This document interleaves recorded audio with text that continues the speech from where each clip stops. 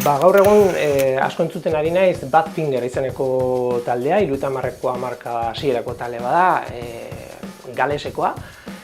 Eta oso historia tristea duena gainera, bere ibilbidean, gauza, benetan tristeak gertatu zitzaizkien, eta kantu oso politak egin zituzten, ez da bat ere, ez, baina ez da hain ezaguna gaur egun, eta asko entzuten ari naiz azken aldian. Eta gaur egungo taldeen artean oso gustoko dut Tedeschian Trucks Band taldea, blues rock eta soul musika uztartzen dituen talde bada, banda oso handia, musikari askorekin eterola, eta asko gustatzen zaidan talde bada.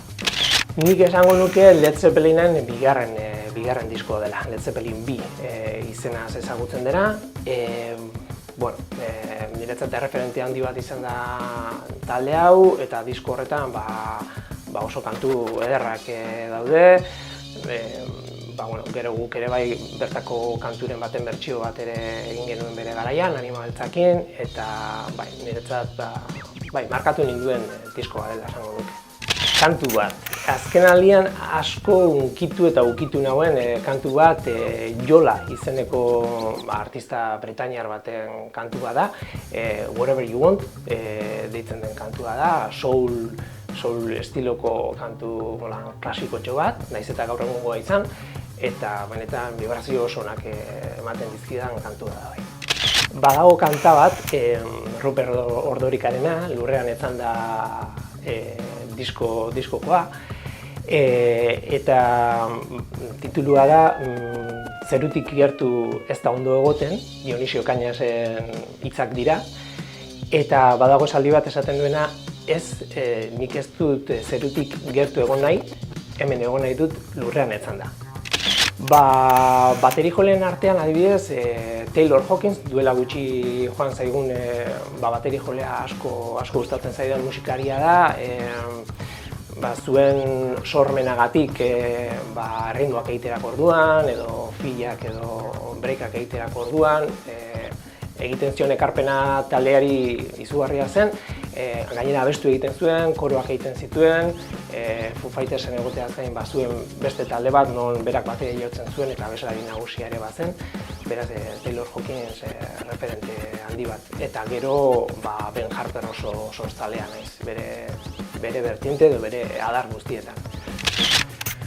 Bere garaian kasete zalea nintzen. Zalea edo baliabide hura neukan eta kaseta erabiltzen duen, gainera autoan, etxean, geneukan diskoz ere bai, baina batzutan matxuratuta egoten zen, vinilo asko ez nituen.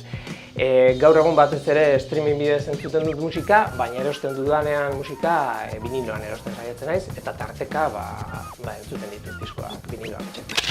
Azkoitiko materialxera beti oso gustura, bai kontzertuak ikustera eta bai jotzera ere, xarma handia daukan toki bada, jendeare oso jatorra, eta badauka zerbait beti bertara joateko gogoa ematen dizuna.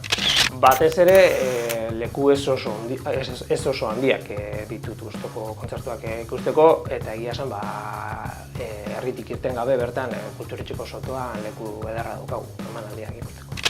84ean, 16 urte nituela, osabarekin, anaiarekin eta beste lagun batzuekin Donostiko Belodromora joan nintzen, bertan jotzen baizuten Gary Moorek eta bere garaian Eric Claptonekin batera Cream osatu zuten, Jack Bruce eta Ginger Bakerek jotzen zuten. BBM izeneko proiektua zen, disko bakarra argitaratu zuten, eta ni oso gaztean nintzen, da nire lehenengo nazioarteko kontzertu handia izan zen, beraz, ederra izan zen.